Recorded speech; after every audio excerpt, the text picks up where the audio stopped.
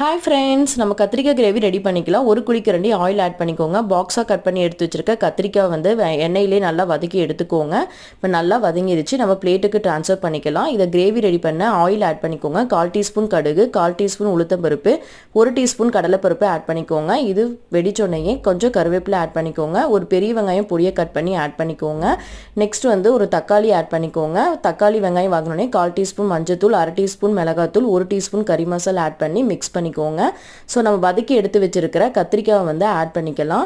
இதை ஒரு டைம் வந்து நல்லா மிக்ஸ் பண்ணிக்கோங்க. இதுக்கு தேவையான அளவுக்கு உப்பு ஆட் பண்ணிக்கோங்க.